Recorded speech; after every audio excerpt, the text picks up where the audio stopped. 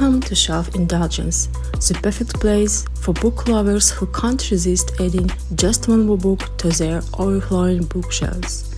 Join us as we dive into unforgettable stories, underrated reads, and all the bookish indulgences your heart desires. So grab your favorite drink, get comfy, and let's talk books. Hi everyone, welcome to Shelf Indulgence, where we indulge in all things books, reading, and literary obsessions. My name is Alain, and here with me is Asia. Hi everyone. Okay, so thank you for that. Asia, can you just what do we have today? Hello again. Today we have a book called A Curious Beginning, and it's the first book of Veronica Speedwell mystery series. It was written by Deanna Raybourn, American writer. And today we're going to discuss. So the whole series basically has up to 10 books. Actually, the 10th part gonna be released this year, March, which is I'm personally excited about because so many hilarious books await ahead, you know, and well, I don't know if it's the last one, maybe. But today we're going to discuss just the first one, first part, which is called The Curious Beginning. It's basically how the story of Veronica Speedwell started, about maybe her own life, her own history. So even though it has mystery in it, but well, it's mostly, I think, about her and how the whole story starts. Okay, thank you for that. I was actually going to ask you if it was the last book in the series, but seems like there's no indication about that. Maybe to go into 20 books or something.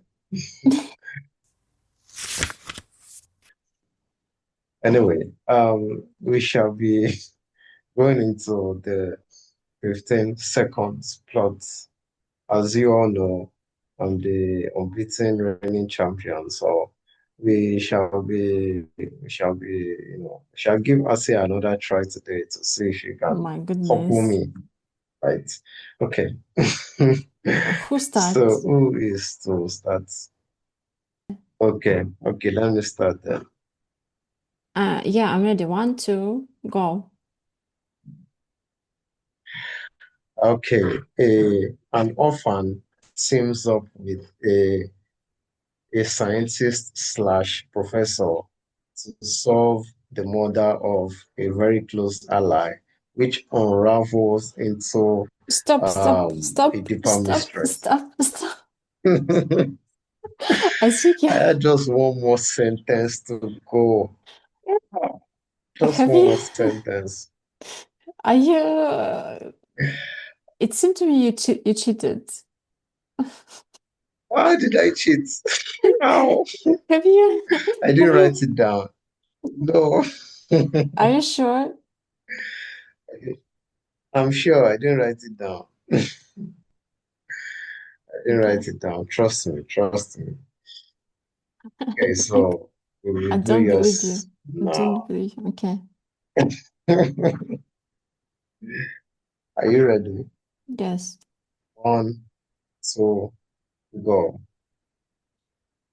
A young girl, a young scientist, lepidopterist, starts her journey from her family to and investigate a Time mysterious up. murder. That is it. Stop. I stopped. I stopped. I stopped in time. I wasn't. So I won. I won this time. Uh, I won this time. what? Can you, hey, viewers or Yes, I did. listeners, you have the evidence, so just let us know. Yeah.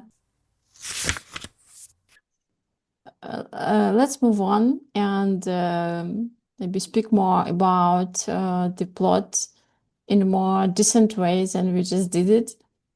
Alan, can you tell us a bit more about the book plot? Yes, thank you. I can do that for you. So, like you earlier said, it was set in a Victorian era.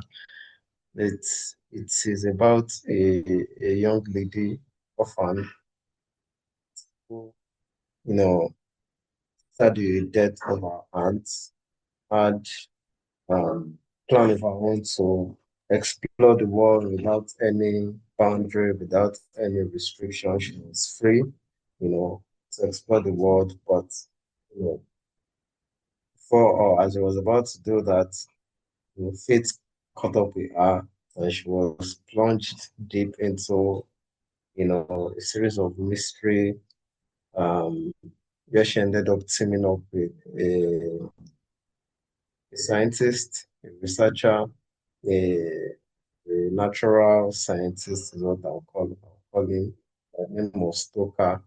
And they go on a long journey of mystery, unraveling into something that potentially could affect the whole of England and even the rest of the world. So that's the plot of the book. Yeah, as you said, she's a lepidopterist who is someone, interested in butterflies. Is a butterfly. That's her passion.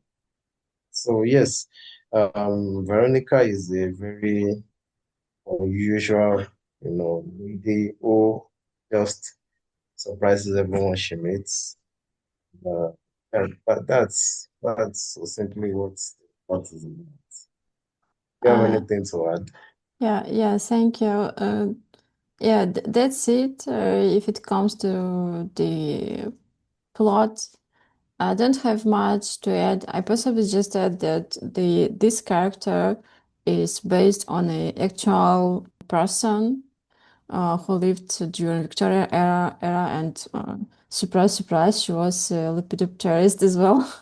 Her name is Margaret Fountaine, and the writer, Deanna Raybourn, found her diaries in American library and was so much impressed with how adventurous, how just interesting she described her travels and even I think her love affairs.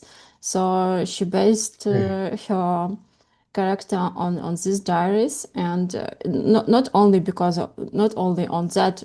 Of course, I think she just got inspired with the character with this person in the first place, because apart from that, the writer, done a lot of like just her own research, obviously, because the book is full with these Latin names of butterflies, and the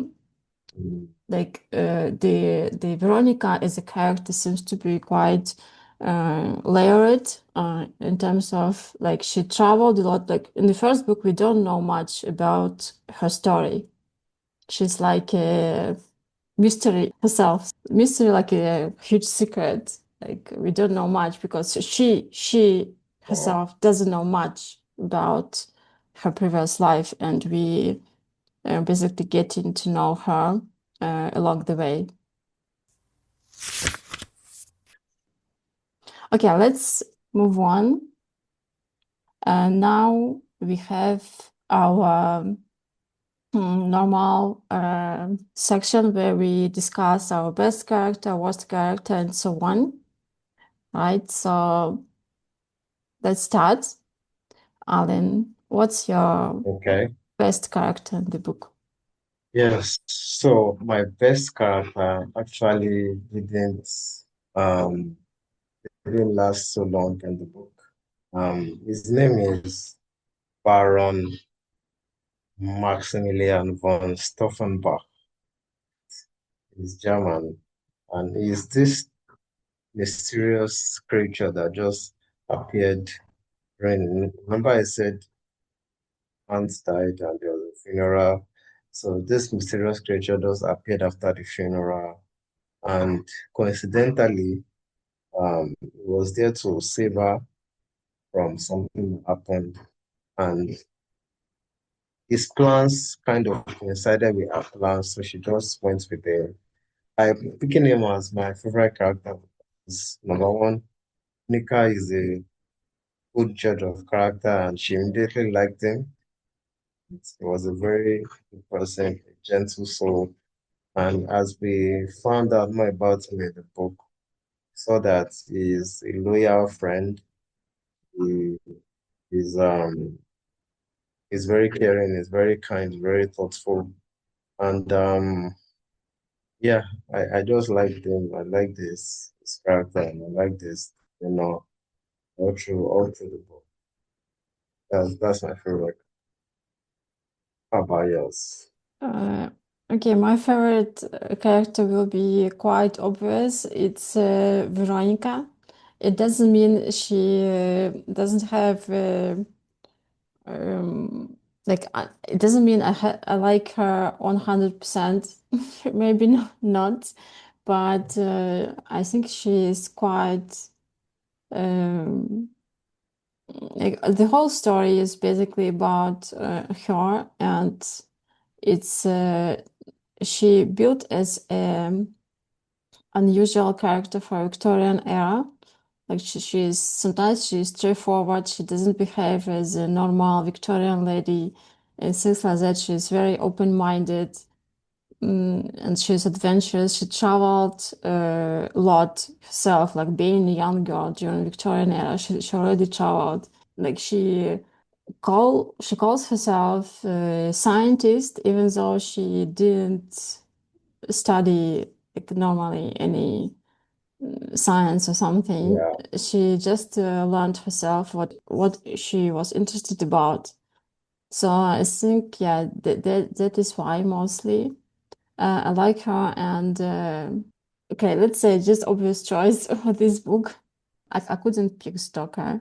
He's ridiculous at times, but so yeah, I pick just Veronica. Okay, let's move on yeah. then. What's Um, your worst character? my worst again, I feel like I'm following Veronica's instincts, right? Because Mm-hmm. my worst character as well is someone named Edmund de Clare. When he first came into the scene, we didn't know who he was, what his plans were, didn't know what his motivations were, but it just seemed mendacious and um, Veronica too felt that way. She felt that way about him, like something isn't right. She wasn't sure. Something wasn't right. And we, I don't know. I don't want to give up who he is, spoiler, but he ended up being a very terrible character, selfish, and we don't know what happened to him at the end. Um, Most likely he escaped whatever it is that happened to him. Mm-hmm. Yes, Edmund de Clare. Okay.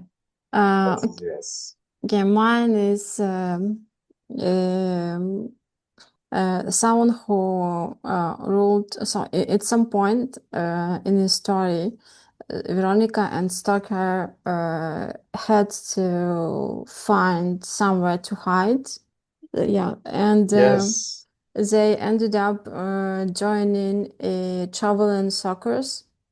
And there was I don't know, shall I call him director, like someone who was the uh, main guy in there.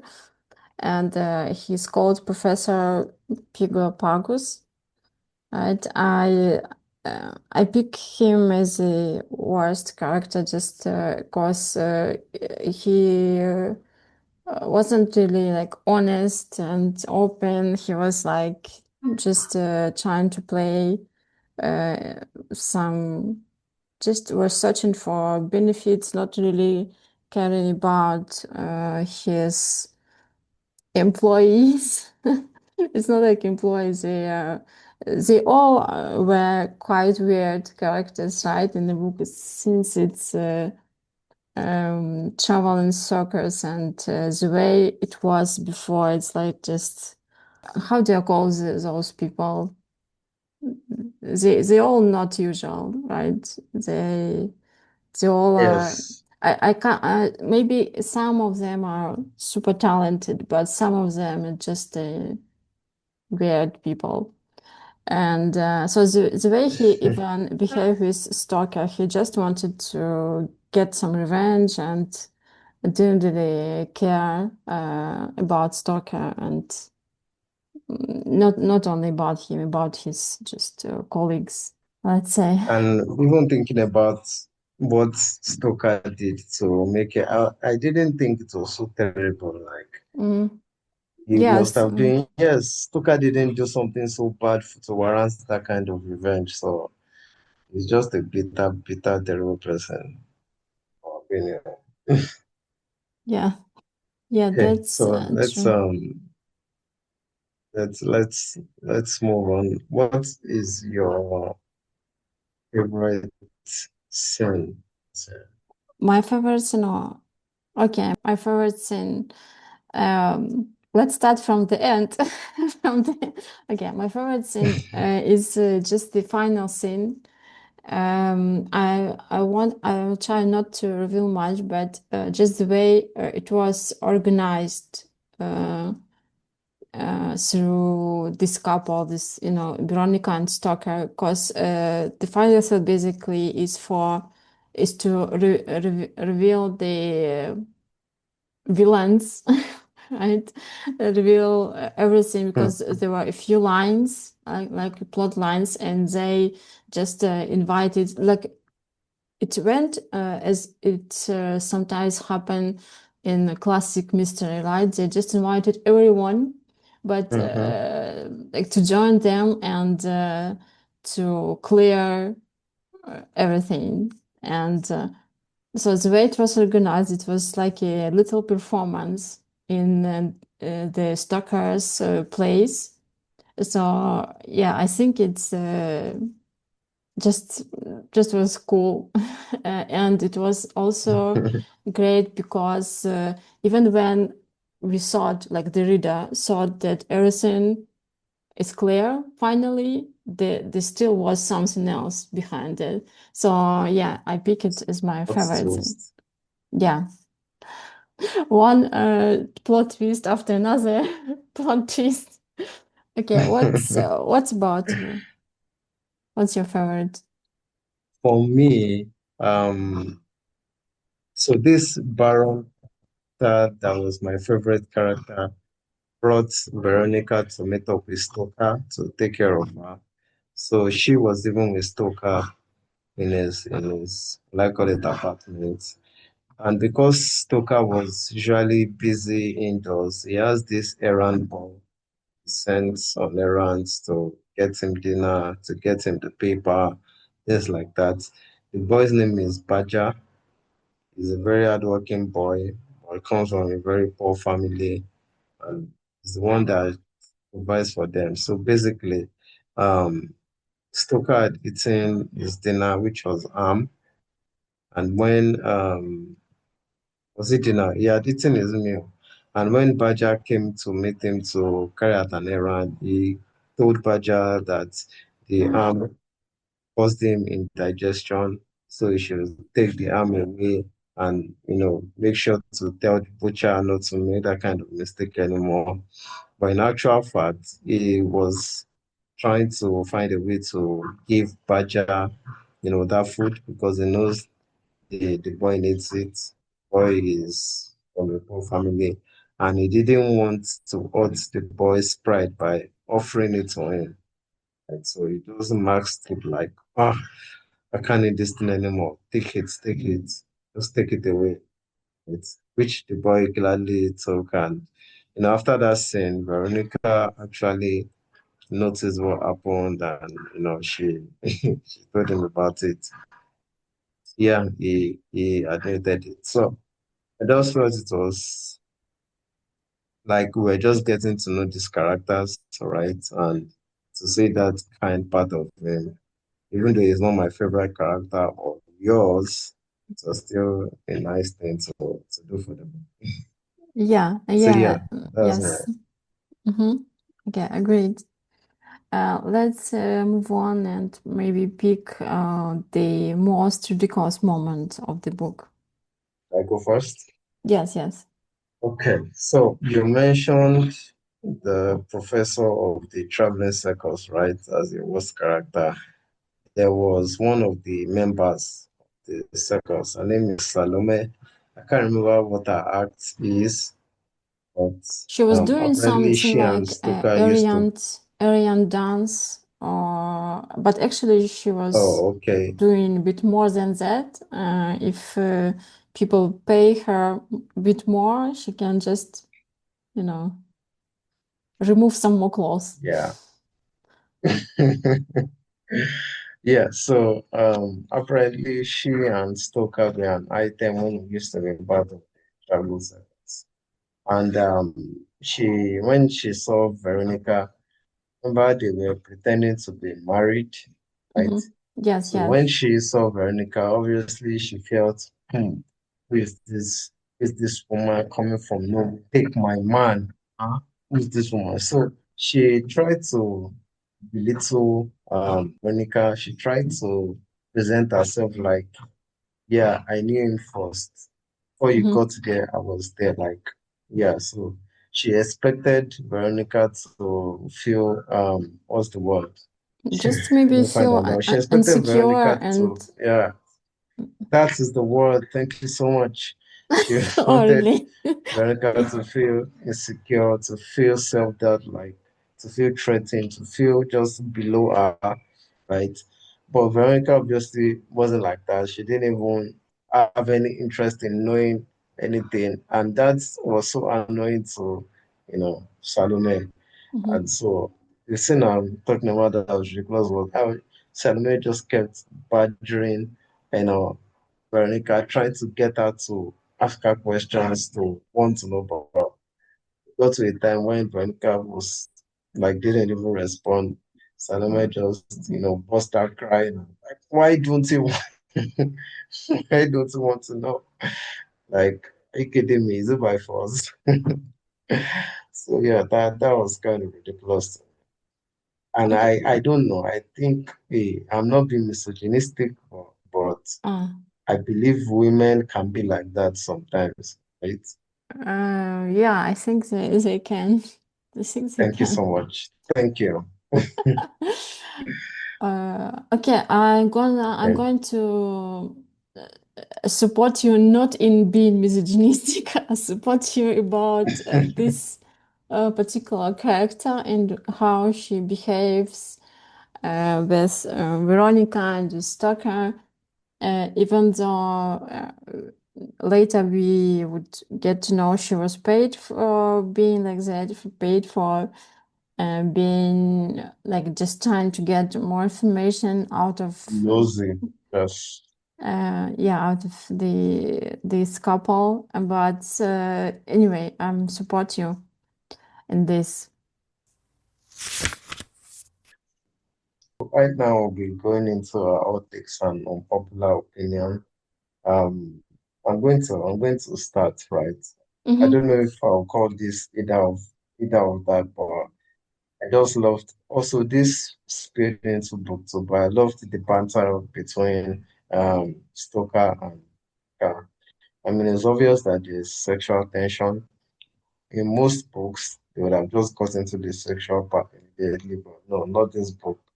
They banter, they abuse each other, they are just like like Tom and Jerry. That's the way they are. So I liked it. I thought it was quite funny, and I liked the way the romantic aspect of it as the temper too far. Who knows if they would explore that? Yeah. Let's watch out. So that's Yeah, mine. yeah, that's true. Yeah, Yes. I'm totally in support. And I like that part too, and I like that they they haven't ended up being together yet. in romantic sense, but they are like good colleagues, good friends, and it's how the book ended, and it's how it looks this way. It seemed to me it's going to be in the next books as well. But I just want to mention one more thing. It's about Veronica and about her character, maybe about her personality, how the author described her, because she's always finds her way to solve the problem, or at least she tries to solve every situation. Like she has sharp, is it correct, sharp tongue or sharp language? Like Yeah, she finds, very uh, witty. yeah, very witty.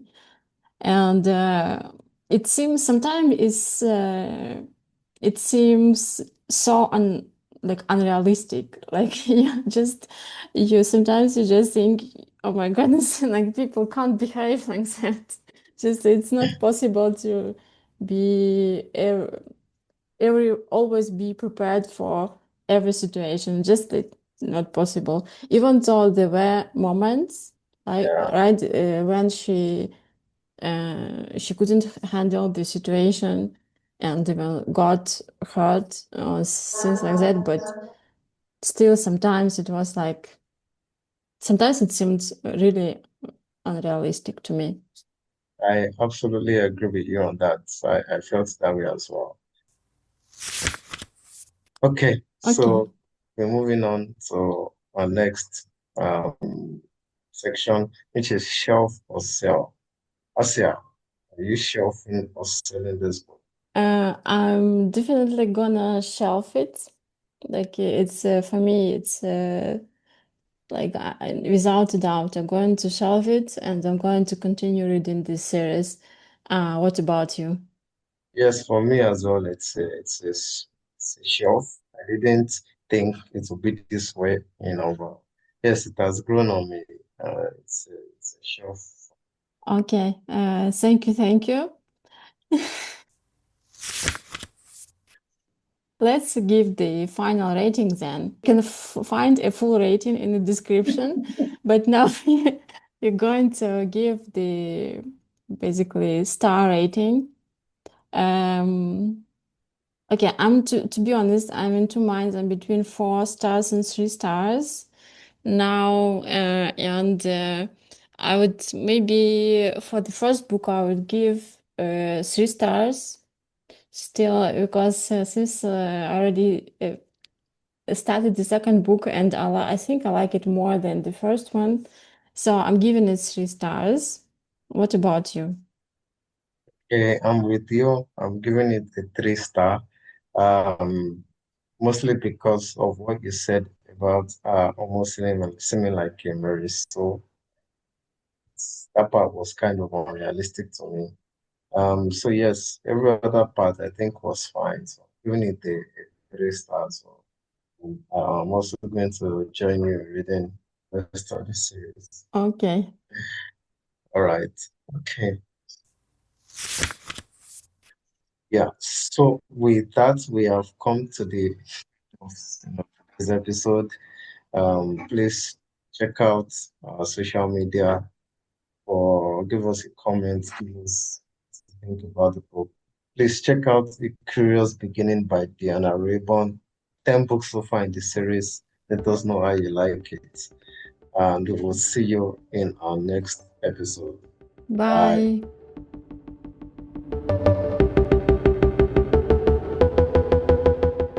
That's a wrap for today on Shelf Indulgence. If you enjoyed this episode, don't forget to subscribe and leave a review. We'd love to hear from you. And hey, let's keep the conversation going. Follow us on Instagram and tell us what you're reading. Until next time, remember, shelf care is self-care.